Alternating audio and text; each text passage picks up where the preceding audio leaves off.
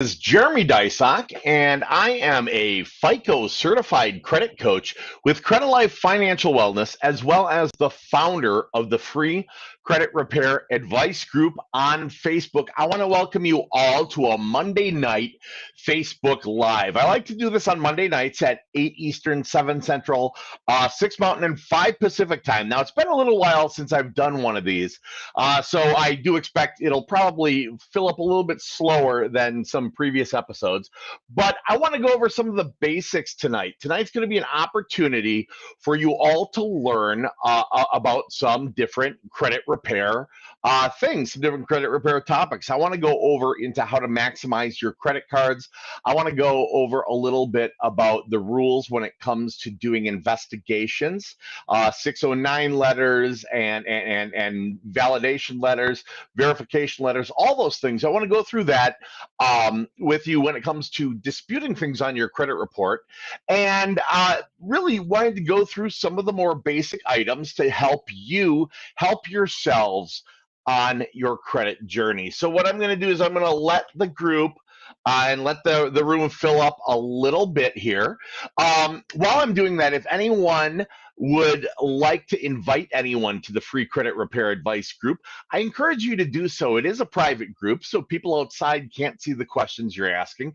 And we started this group so that people can, just like you, can work on their credit, can work on raising that score, rounding out that profile, and getting yourself in a position of not just credit worthiness and buying power, but into a position where you can qualify for the goals that you've got for yourself. If I were to ask you all out there who are watching tonight, how many of you have a specific financial or credit goal you're trying to achieve? Let me know. Give me some likes, give me some comments down in the comments section. Let me know if you've got any goals. I know a lot of people, in fact, we did a survey in the free credit repair advice group of the 75,000 people there. We found that 92% of people in the free credit repair advice group on Facebook have home ownership as one of their primary goals. So let me know down in the comment section, is home ownership a goal of yours? Otherwise, what are you looking to do? Maybe are you looking to finance a business? Are you looking to, get in position to buy a new vehicle, or just have better credit, more buying power to be able to qualify for better rates, better terms and financing and things like that? Just go ahead and let me know down in that comment section. All right, so I'm going to start out with some of the absolute basics tonight. Now, how many of you, give me some number ones in the comments, or give me some likes or thumbs ups. How many of you have ever heard of FICO scores? Just let me know down in the comment section if you have heard of FICO scoring. Now, for those of you who have heard of FICO scores, how many of you know what a FICO score is? What a FICO score is used for? Again, let me know down in that comment section. Smash the like. Let me know some comments down there if you're familiar with what a FICO score is. So I'm going to teach you. June's here. All right, June is already. Hey, good to see you, Derek. June has definitely heard of a FICO score. So I'm going to go into the basics of credit, what FICO scores are, and then what they're used for. So I always like to kick it off with this. This is that attractive fella down there at FICO. So I'm what's known as a FICO certified credit coach. I'm certified in the math formula, the algorithm that creates your FICO score. So what's a FICO score? A FICO score is a scoring model that's used by lenders to determine how risky it is to lend you money, okay? That's the easiest way to put it. A FICO score is a risk rating. It's a way for a bank to tell how risky it is to lend you money, okay? Now, FICO scoring, that model, that brand of scoring for credit scores, is used by 95% of the lending institutions in the United States. The remaining 5% the remaining 5% use different types. You may have heard of Vantage scores and Beacon scores and things like that. So 5% are using that. Meanwhile, 95% of the lending institutions are using your FICO score. Okay, so what is a FICO score? You've got 3 credit bureaus that keep information on you. Those bureaus are Equifax, Experian, and TransUnion. And they get information from dozens of different sources per month on you and on me and on everybody you know. And they keep managing all of this data. Now, when you go to apply for a credit card or a car loan or a mortgage loan, if the person who makes that lending decision had to go back and try to figure out whether or not you should be lent to based on this huge pile of data they had to read through, it would be time consuming. It would be labor intensive. It would cost everybody money. The banks, you, rates would be higher, fees would be higher. And so it's not a very feasible way to check out how risky it is to lend one person money or not lend another person money, right? So a company called Fair Isaac Corporation, FICO, Fair Isaac Corporation, came up with a scoring model called Fico Scoring. Now, what Fico Scoring is, it's essentially a set of filters that are put on this data that's kept at the credit bureaus, Equifax, Experian, and TransUnion. And those filters spit out a number depending on what the lender is looking for, okay?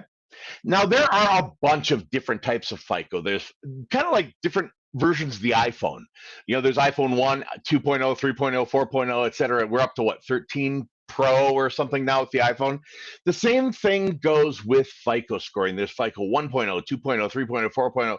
They're all the way up right now to version 10.5, essentially, which is the FICO resiliency score. It's a model that was meant to basically determine how you and me and all of us are going to respond and rebound back from the COVID pandemic. Okay.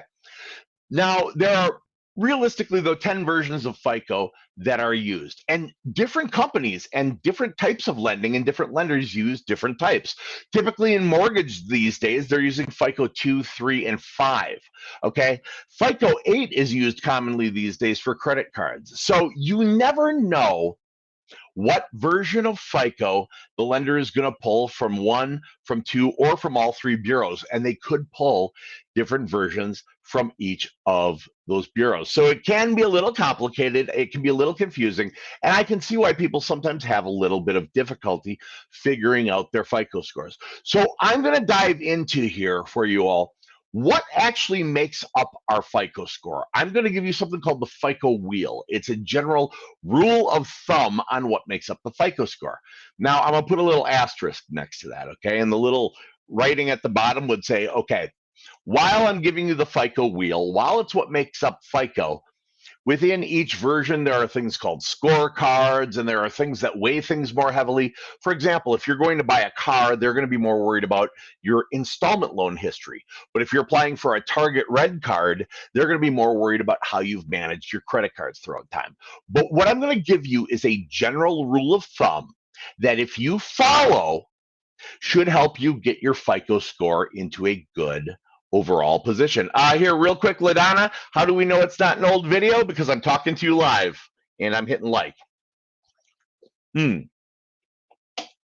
Honestly, you said you never can tell if I'm truly live. Best way, hop in that comment section, ask yourself a question, or ask up a question. All right, so I promised you the FICO wheel. I promised you a neat little rule of thumb, okay? Now, this is the FICO wheel. Okay, this is what makes up your FICO score. So if we look at this, you'll see the FICO score in general is made up of different segments that have different weight in the scoring. So 35% of your FICO score is based on payment history. Payment history, okay? So what they want to know is, did you pay on time? Did you pay at all? Do you have a history showing a willingness and ability to repay in a timely fashion on lent money? So if I'm going to lend you money, if you're coming to me saying, Jeremy, I want to borrow, Bank of Jeremy, I want to borrow some money because I want to purchase a car, I'm going to be concerned about, and most concerned about that 35% segment, your payment history, the history right there. All right, you can see my hand, the history of repayment on lent money. So that makes up 35% of your FICO score. Now, as we go up to the top there, you'll see 30% 30% is amount of debt. Now, amount of debt, it's not a dollar figure that they're looking for, like, oh, he's got $8,000 in debt, thus the score is going to do this. No, when they're talking about debt, they're talking about something very specific. They are talking about balances versus limits on revolving credit. So who here knows what revolving credit is? Give me a thumbs up. Give me some number ones in comment section if you know what revolving credit is. And for those of you who don't know what revolving credit is, I'm going to tell you. Revolving credit, those are credit cards and lines of credit, things that you can use. You can charge them up, you can pay them down, you can pay them off, you can use them again. As long as you're happy with the bank and the bank is happy with you, those can revolve forever, okay? So looking at this, when you look at the fact that a full 30% of your FICO score is the amount used on credit cards, it's balance to limit ratios on credit cards, why would that possibly be? I'll tell you. The more somebody owes on credit cards, historically, the more likely they are to default and not pay. The more likely it is that they're in financial difficulty, or the more likely it is that they're spending outside their means. So it's a great big indicator of risk for FICO. In fact, 30% of your FICO scores is made up of balance to limit ratio on your credit cards. And I'm going to go into in a little bit what a good balance to limit ratio looks like. So 35% of our FICO score, it's our payment history. 30% is balance to limit ratios on credit cards. Now, as we continue with the FICO wheel, you're going to see this next number here, 15%. Okay, 15% is length of credit history. Now, that's the one thing that we can't control, is how long of a credit history you've got. That's time. We can't control time, right? But we can open accounts sooner rather than later if we know we're going to work on our credit. We can avoid opening lots of new accounts all at once so that it lowers our average age of credit. But a full 15% of your FICO score is based upon how long have you had credit. And why would that be important to a lender? Well, that's important to a lender because they want to know that you've got a history and a track record, that this isn't a recent thing, that you haven't got a good score because you've only had credit for 6 months and haven't faced adversity yet, okay? So FICO scoring, here we go, 35% payment history. Did you pay on time? Did you pay at all? How have you been paying? 30% balance to limit ratios on credit cards. You know, the lower the amount that you owe on credit cards, the amount of debt that you carry on credit cards, the less risky it is. Over here, we got 15% of your FICO score is based on time, length of credit history, okay? Now, down here, 10%. 10% of your score is going to be based off of the last 12 months of inquiries and recent activity. How many of you have heard? How many of you heard? If you've heard this, type out number one, because then I can see in the comment section. Type a number one in the comment section. How many of you have heard that inquiries, credit inquiries, when you go to apply for credit, how many of you have heard that those hurt your score? How many of you have heard that they hurt your FICO score? Give me a one. Give me a one in the comment section. Let me know. Let me know that you're watching. Let me know that you're paying attention, so I can interact with you. Throw a number one down below in the comments section if you've heard that inquiries hurt your credit score. The fact is, credit inquiries, beautiful. Thank you, Crystal. The credit inquiries do, in fact, impact your FICO score. Thank you, June. Every credit inquiry that you take out, if you apply for a credit card, if you apply for a house, you apply for a car loan or a student loan or some type of financing, every one of those inquiries costs you points from your FICO score. So how many points do they cost you? Every inquiry costs you between 5 and 15 points per inquiry from your FICO score, 5 to 15 points, okay? That inquiry stays on your credit report visibly for 24 months. But that inquiry, that point hit, only impacts you for 12 months, okay? So the remaining 12 months are decorative. So what we want to worry about, if we're worried about, trying to raise our FICO score, and we know that, pardon me, here we go. We know that 10% of it is going to be inquiries and, newly opened credit. If we know that, we can work with it. We can avoid unnecessary inquiries. When the guy or the gal at Kohl's at the counter says, hey, if you apply for the Kohl's charge, you'll get 20% off your purchase, even if you don't qualify. Well, saving 20% on $100 at Kohl's, that might sound attractive to you. Is it really worth the damage of 5 to 15 points off your FICO score for up to 12 months? You have to ask yourself that. To me, that answer is no. I only apply for credit when it's something that I'm planning on using frequently or for the long haul, okay? So let's recap again. 35% of your FICO score is payment history. Did you pay on time at all? How has your payment history been? 30% is balance to limit ratios on credit cards. 15% is time. We can't affect time, but we can do things sooner rather than later. 10% is recent inquiries and newly opened credit. And then the final 10%, that purple section, is your credit mix. It's the blend. What types of credit do you have? Do you have revolving accounts, credit cards? Do you have retail accounts, which are a different kind of credit card? Do you have installment accounts? Do you have automotive loans, student loans, mortgage loans?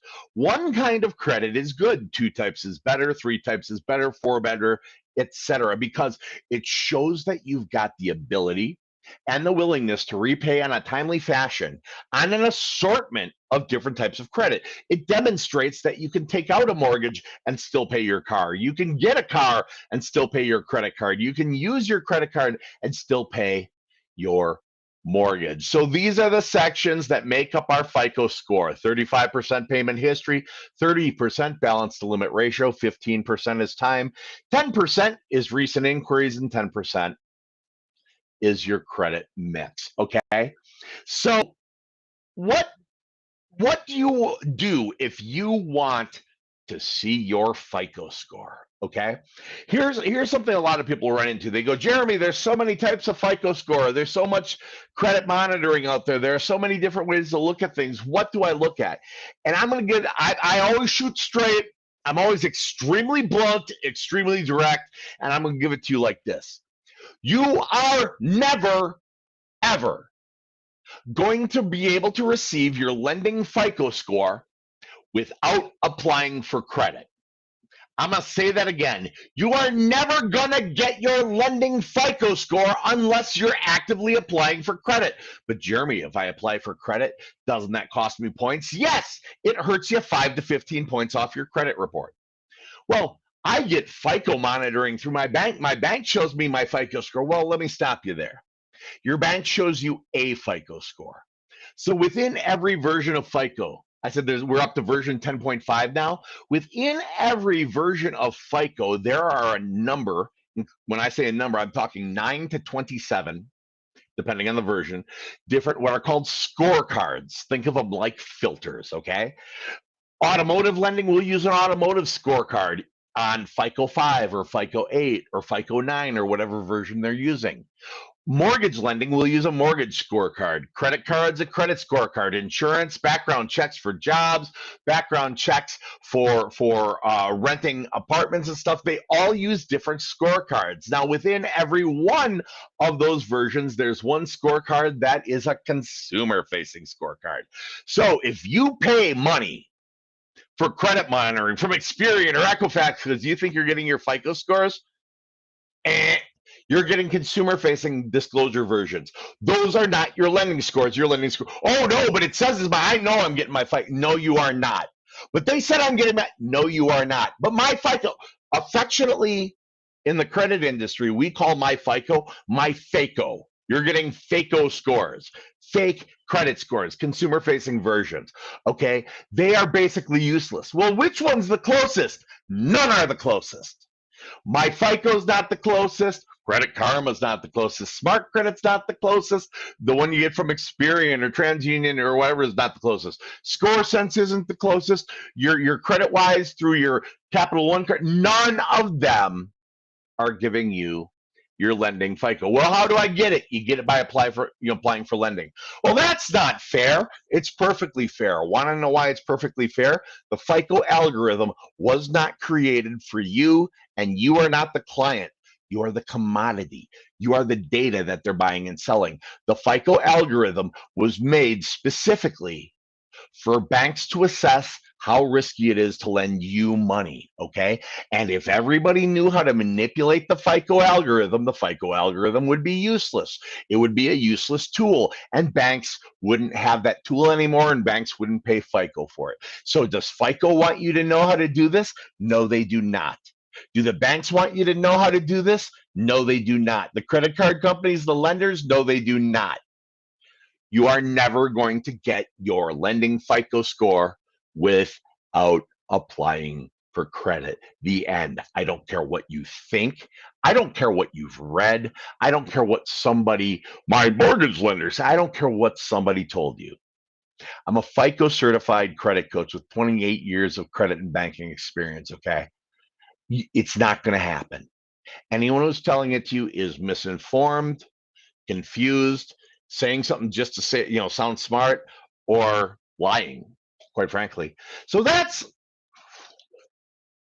the FICO algorithm. Okay, that's the math formula that makes our FICO scores. The thing is, we do have the FICO wheel to work with. Okay, we do have these percentages that we can use as a general guide.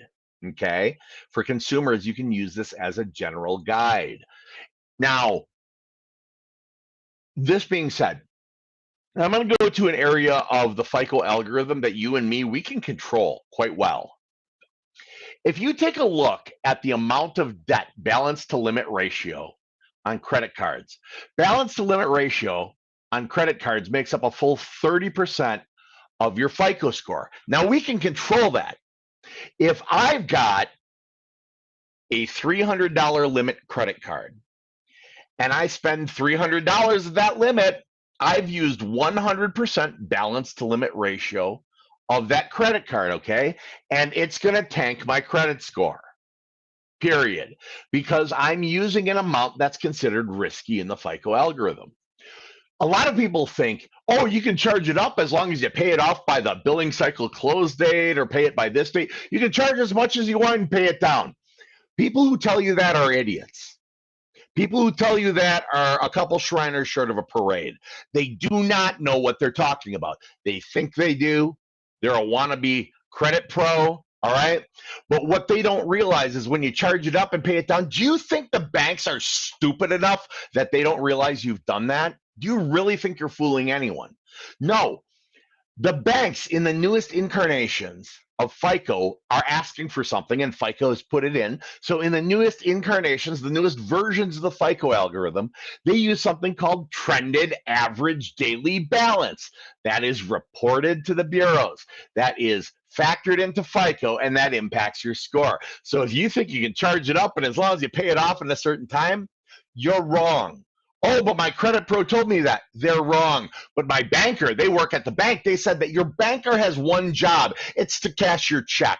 They don't know how the stuff works. They just know how to read it, okay?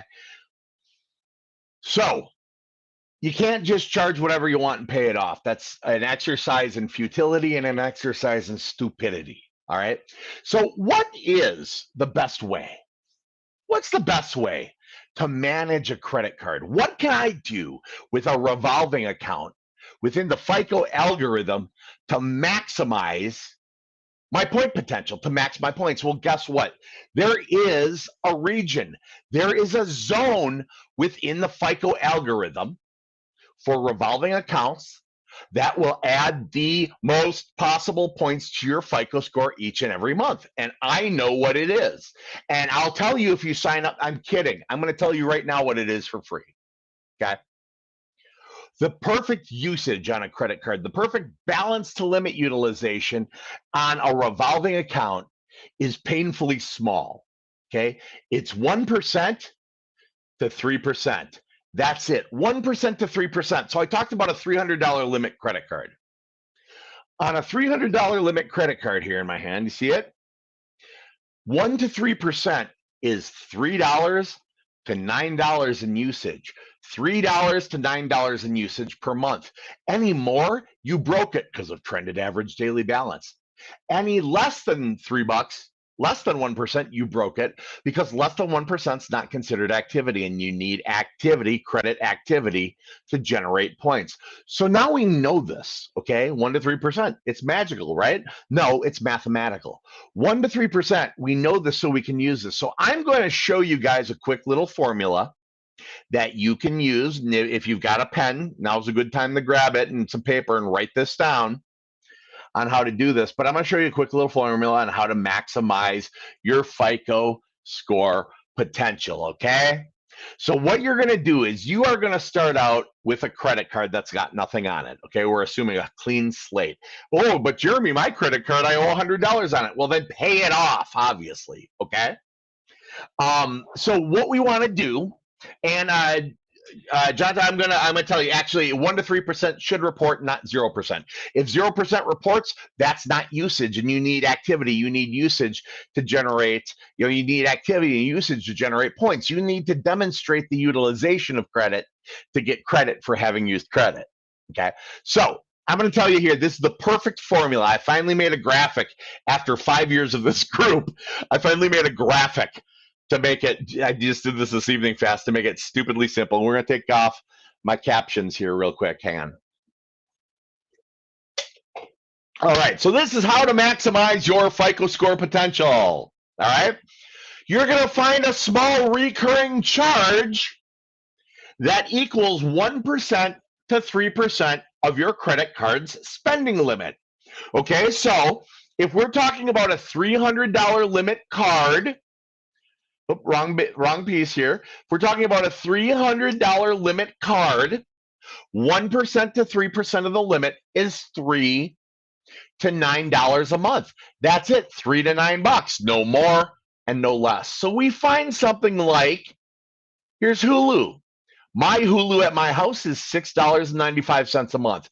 I've got a Hulu, it's $6.95.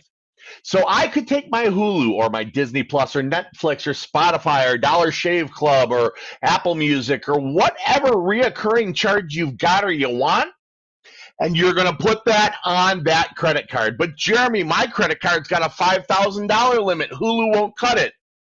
No kidding. You're going to find something that's 1 to 3%.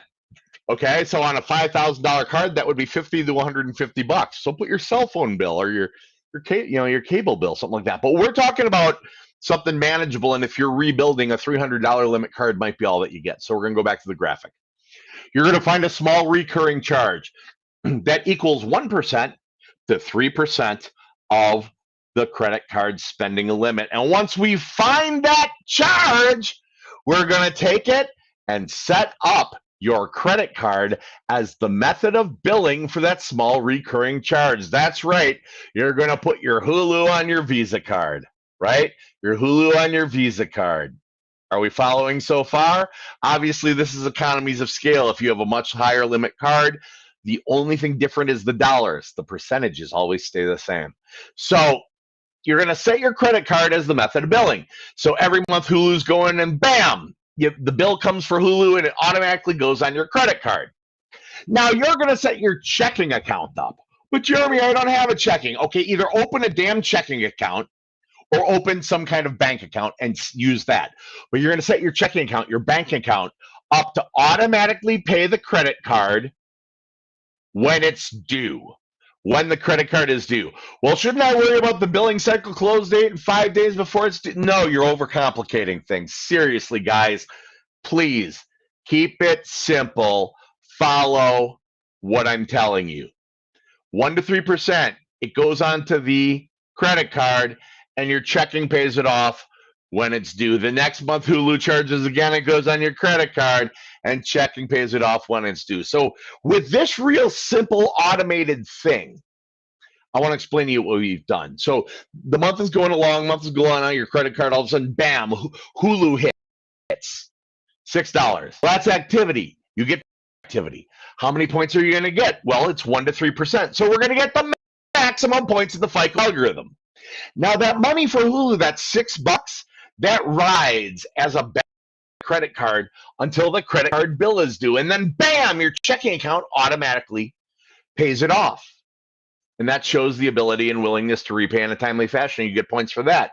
But since you had that balance on there that whole month, that created your trended average daily balance, and you got points for that too. How many points did you get? The maximum number of points in the FICO algorithm, because you were 1 to 3%. And then it revolves and it happens again. Hulu hits, average daily balance payment. Hulu hits, average daily balance payment. Points, points, points, points, points, points. All you got to do is you got to sit back, you watch television, and you let the machine operate on its own in the background. Okay? Well, can I use my credit card for anything else? If you're trying to build your score, maximize your FICO score, the answer is no. You will not use that credit card for anything else. That credit card is simply a tool to add points to your score. Like a hammer is a tool to pound nails in a wall or open a window in an emergency, right? Your credit card is going to be a tool to build your credit score. And by using this credit machine methodology, automating everything, keeping it super simple, you're going to see some amazing results. And if you don't believe me, I want you to scroll through the free credit repair advice group. We got 75,000 people giving 5 years worth of testimonials in there on how this works. This isn't simple. It's not rocket surgery, right? If this were rocket science, they'd never let me touch it because everyone would be blown to smithereens. All right. So this, trust me, this is the simplest way to do this. If you have any questions, by the way, please drop them down in the comments section. I am following that. So looking back at the FICO algorithm, the part, that amount of debt, that 30%, we're able to directly impact that by making that credit machine. We got the perfect balance to limit ratio. We're getting the maximum points. But also, since we set it up automated, we're impacting that 35% payment history by having perfect on-time payments every month. And what else? Look down here, credit mix. We're actively using, our nice credit mix, do credit stuff like that. But seriously, by doing the credit machine here, this methodology here, how to maximize your FICO score potential by simply setting things up automated on the card, 1 to 3%, and setting your checking to pay when it's due. By doing this, you are directly impacting 65% of your FICO score. You have direct influence on the majority of your FICO score. And all you had to do was watch this video tonight, listen, and put into practice the skills I am teaching you. Does this make sense? Give me some number ones if this makes sense. Give me some thumbs up. Smash that like button if you're watching this on YouTube, all right? So, I taught you about the FICO algorithm, right? And I taught you a little bit about the credit machine, how to maximize your point potential within the FICO algorithm by using the 1 to 3% balance to limit ratio to really impact 65% of the FICO algorithm in your favor. Do you have any questions? Are there any questions you guys have? Let's take a look. I think, perfect. I'm just looking through. If you've got any questions about credit, it could be about credit scoring, it could be about investigations, it could be about all that. I just wanted to go in tonight and start with FICO. I think I'm going to do a deep dive next week, again at 8 p.m. Eastern, right here in the free credit repair advice group and on Credit TV on YouTube. So if you're on Facebook, it's the free credit repair advice group on Facebook. On YouTube, it's Credit TV, CREDI TV. Make sure you smash the like, subscribe, and you'll know when we go live. I go live every Monday night, 8 Eastern, 7 Central, 6 Mountain, and 5 Pacific. Ask me any questions down in that comment section you might have. And what I'm going to do is I'm going to do a real quick video thing here. And it's a shameless plug, to be blatantly honest. While you think of questions, write them down in that comment section, and I'll be right back. So you're saying I can ask this cat any question? The cat is connected to the computer. You just type in the question, it will read his mind. There the answer comes.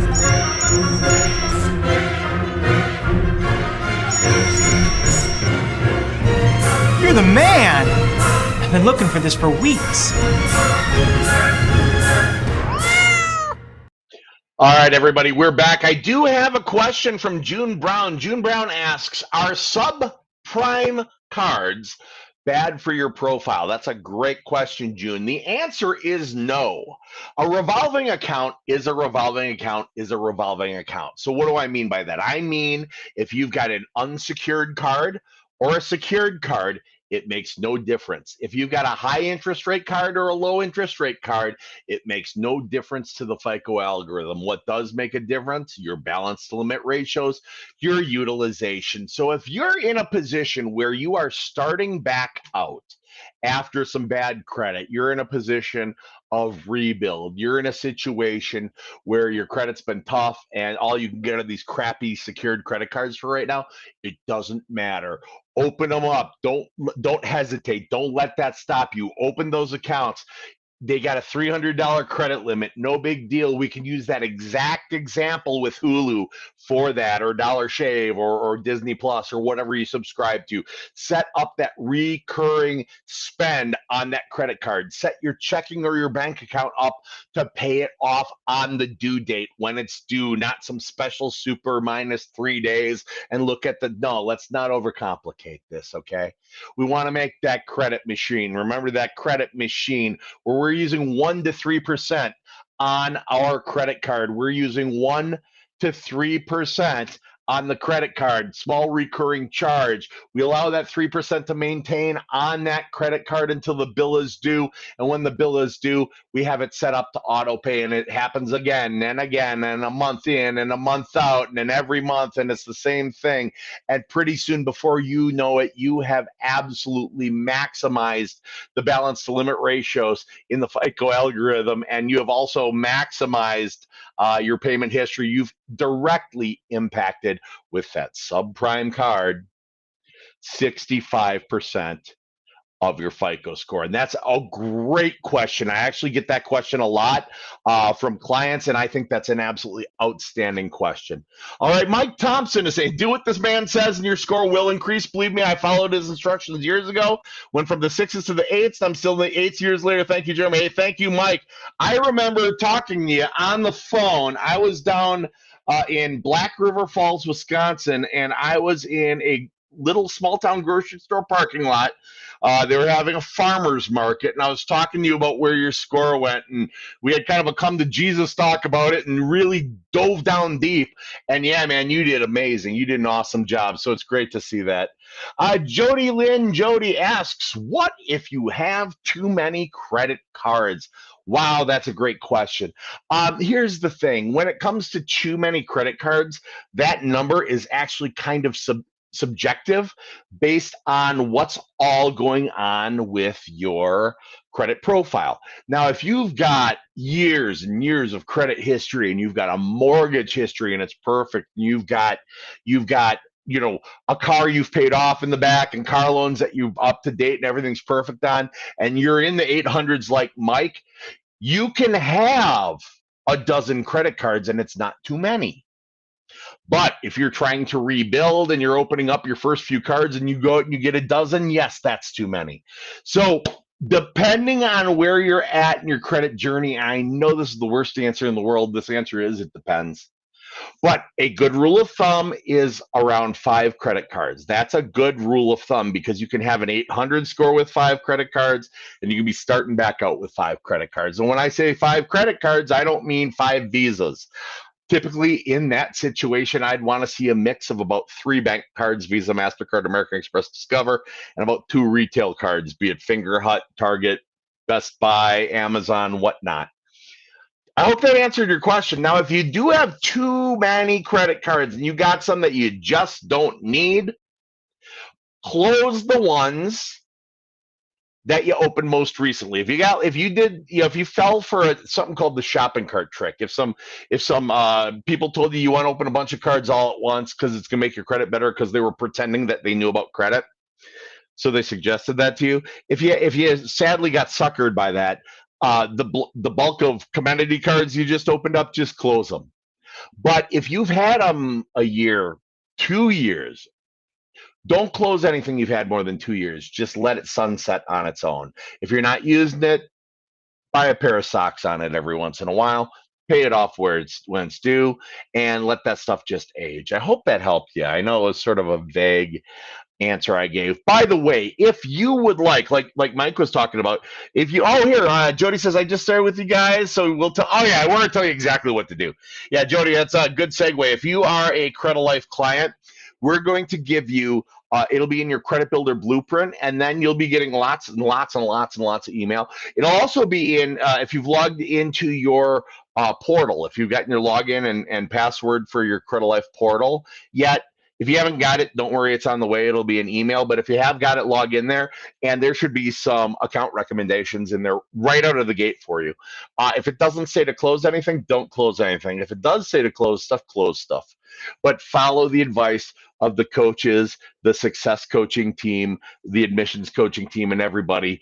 Follow the advice, and you won't go wrong. By the way, if you would like to have professionals work on your credit, if you would like to find out what it'll take to get your score and your profile in position for all the goals that you've got yourself, be it home ownership this year, be it be it getting more buying power, whatever. If you'd like to find out if the Credit Life program is right for you, just go ahead and go to www.creditlifevip.com. And what you can do is that's going to open up the admissions coaches calendars for you, and you can pick a day, an evening, even a Saturday for a consultation. There's no cost for the consult. What it is, it's to find out what's going on with you, to explain the program and see if it's a fit. Okay, there's no commitment. It's just, by the way, I'll say there's one commitment. If you schedule it, I want you showing up. Don't no call, no show us. That's the commitment I want from you. But go to www.creditlifevip.com and you can book a day, an evening, even a Saturday morning, and we'll do that consultation. We'll talk about your goals, maybe put together a plan, steps, and action items to get your score and profile in position for those goals. www.creditlifevip.com. Segue to Ellen Martin saying, can you use Credit Life in Georgia? Ellen, we have created something called the Ultimate Home Buying System for Georgia specifically. We have a Georgia compliant credit program. And so, yeah, same thing. Go to creditlifevip.com, mention in the state section that you're from Georgia, and they'll go over that special. And it's only for Georgia. The reason the rest of you are going, why is Georgia? Georgia's got some crazy, crazy laws when it comes to credit repair, but we have put together a compliant program so that you can make do of coaching and educational situations, all of that, and get the best that Credit Life can offer for you there in Georgia. CreditLifeVIP.com. All right, cool. What I'm going to do, it's about 40 minutes in, and I'm just getting back into these. It's getting my sea legs back. I want you guys to join me. I'm going to be doing this every Monday night. That's my now commitment to you going forward. Every Monday night at 8 Eastern, 7 Central, 6 Mountain, and 5 Pacific in the free credit repair advice group on Facebook, also on Credit TV, on YouTube. If you haven't joined one or subscribed to the other, smash like, crossover, smash like, subscribe, all the things. But I want to thank you all for joining me tonight. This has been fun. I haven't done one of these in a while. This is one of my favorite things to do is the lives with you guys. So stay active in the group. Ask any questions. I'll follow back up. I'm going to do a replay of this in the group. I'll follow back up, answer some questions throughout the evening. And again, if you want to book a consultation, go to www.creditlife. I'm typing it in here in the comments. VIP.com. Boom. All right. My name is Jeremy Dysock. I am a FICO certified credit coach with Credit Life. I'm the founder of the free credit repair advice group on Facebook, and I'd like to thank each and every one of you for watching tonight. Those of you watching on replay, honored to have you take the time. I'm honored to have you all in the free credit repair advice group, and as followers on Credit TV, it's amazing. This is, we're into the new year. I know a lot of you may have set, credit or credit related goals as your resolutions for the year. I'm honored to be able to, truthfully, I'm honored to be able to be a part of that. I'll see you next Monday night, 8 Eastern, 7 Central, 6 Mountain, 5 Pacific. right here in the Free Credit Repair Advice group on Facebook and right here on Credit TV on YouTube. Thanks a lot. Have a great night. Bye-bye. Today, everything is impacted by credit, so it's absolutely vital to understand how credit works in order to achieve financial freedom. This is why we started Credit Life, so that we can empower others to shift their money mindset and access better investment and credit opportunities. We want to maximize your buying power and allow you to take control of your financial future. With our programs and strategies, we can expedite the process of improving your credit profile and credit score. Despite what many believe, how we manage our money is far more important than how much money we make. A lot of people are concerned about their ability to qualify for a mortgage, lowering their interest rates, or just managing their debt. Through our coaching programs and our trademark Credit Builder Blueprint, our clients not only save money and lower their interest rates, but learn how to get out of debt and finally achieve peace of mind. We don't just support our clients' financial goals, we educate and empower them to create long-term strategies. If you're trying to buy a home, start a new business, get a loan, get out of debt, or just want to improve your credit score, visit us online and fill out the contact request form.